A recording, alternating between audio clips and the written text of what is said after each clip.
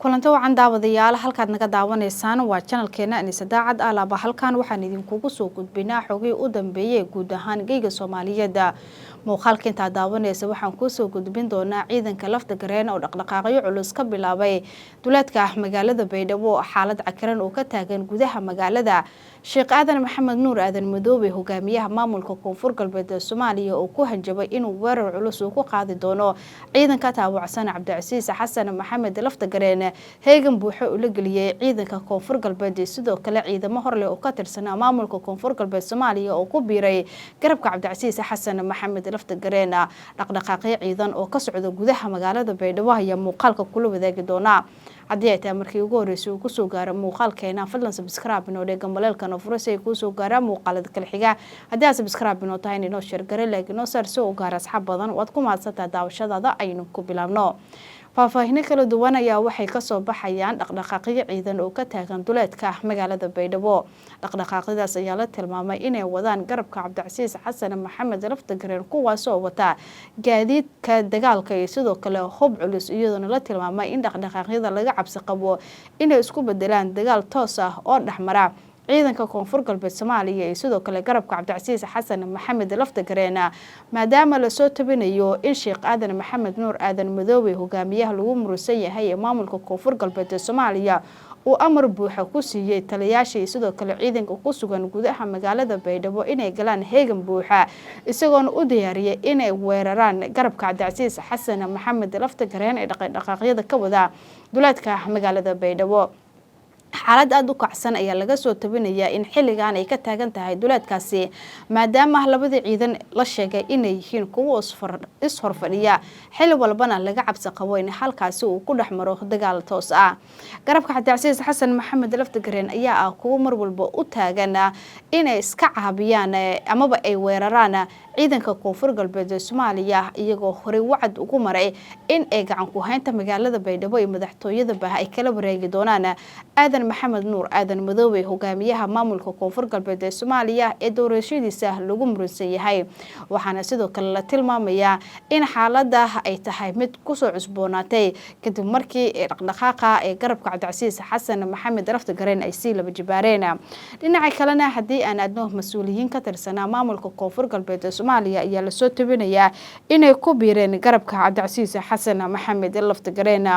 mas'uuliyiin uu hogaaminayo wasiirkii hore ee wasaaradda gaadiidka dhulka iyo sidoo kale hawada ee maamulka Koonfur Galbeed Soomaaliya ayaa la tilmaamay in furimaha ee halganka dib u xoreynta Koonfur Galbeed Soomaaliya ay ku soo dhaweeyeen kabtan Aadan Cadde Malaaq iyo sidoo kale ciidamo uu hogaaminayo oo ku biiray hogaanka maamulka Koonfur Galbeed Soomaaliya ama garabka Cabdicasiis Xasan Maxamed lafta gareen soo dhaweynta waxaa ka qayb galay xildhibaan Cabdiwahaab Macalin Salaad oo ka tirsan baarlamaanka Koonfur Galbeed xildhibaan Ibrahim Hareeri oo ka tirsan golaha deegaanka ee degmada Waajid afayeenka ciidanka booliiska gaarka iyo sidoo kale saraakiil kale oo dhamaantoodba ka soo goostay Koonfur Galbeed Soomaaliya kuna biiray garabka Cabdicasiis Xasan Maxamed lafta gareen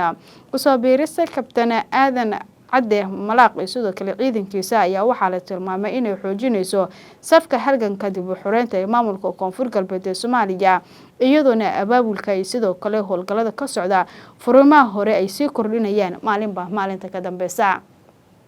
kusoo biirista ee garabka Cabdicasiis Xasan Maxamed lafta gareen hogaamiyaasha ka soo goosanaya Koonfur Galbeed Soomaaliya ayaa waxay awood u siinaysaa in ay tiradooda intaas ay ka sii badato isla markaana ay helaan hub iyo sidoo kale gaadiid kale oo dagaal maadaama saraakiisha soo goosanaysa ay wataan hub iyo sidoo kale gaadiid oo markii hore loogu talgalay inay kula dagaalamaan garabka Cabdicasiis Xasan Maxamed lafta gareen balse xilligan ay yihiin kuwo kula dagaalamaya maamulka Koonfur Galbeed Soomaaliya wasiirka wasaaradda amniga gudaha ee maamulka Koonfur Galbeed Soomaaliya Cabdiqaadir ay wehlinayaan wasiiro xildhibaano saraakiil iyo sidoo kale mas'uuliyiin kale ayaa gaar hore ciidanka halganka ee maamulka Koonfur Galbeed ku soo dhaweeyay saraakiil iyo sidoo kale ciidamo cusub oo ku biiray halgankaasi waxaana la tilmaamay in arintan ay xoojinayso awoodda garabka Cabdicasiis Xasan Maxamed lafta gareen Baydhabo amantii dawladdan doorka hagaale Baydhabo walbadan yaha ka aragay hatana monkoyn inaan doorka jaro ilaahay ma doorka monkoyn anadka Baydhabo la iska jaraan wal geedilil araw لأنه في الهربيان inshallah hadii ilaahay inuu mankoyn dad dhibaato weedin ma ihine dantaanaha aragni walaaladana on koyni mayba wali oo walnin taro oo digil mirfile yawin muwen qabiil muwen dawladnimo muwen digil mirfile muwen waana digil mirfile daaga laakiin digil mirfile kooy inta eedii ma santiin kooyo ku saneen kooytaan bay dhow wala ku jaro sino ku damboytana sim kulli wali handuma iyo wali faa'iido oo meel ku jaro eedan ku raytaan male la waqti hoo burugtan badaa jarta habadaan dheer insha Allah walaaw mar dhow dhamaada doonaan hadii la helo dhamaada hadii la helo roor maasiyad bari dadka siyaasiyiinta ah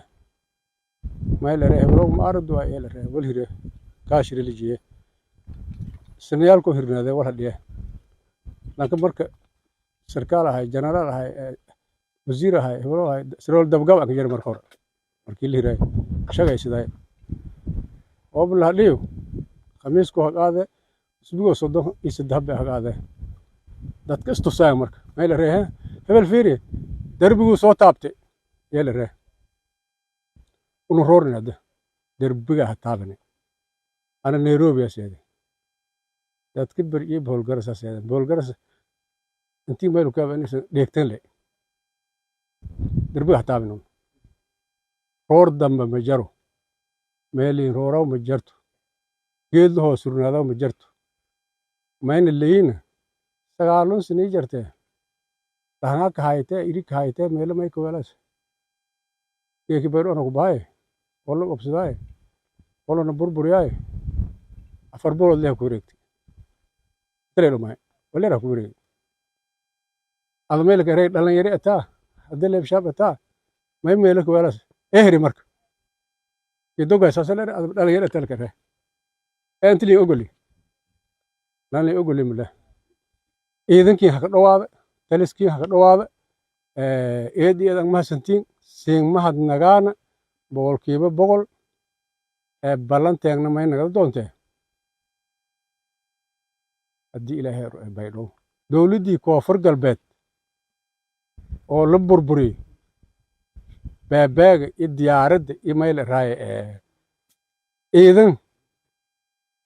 أو هوج دلك سومال لك يقول اللي لك السابع إذن هوج دلك سومال اللي يلا هني إذا سدي بيالك الدلكال هني قاضي ديار تتكلم هني قاضي ترك لته والهردي ما هدوك هر ديارت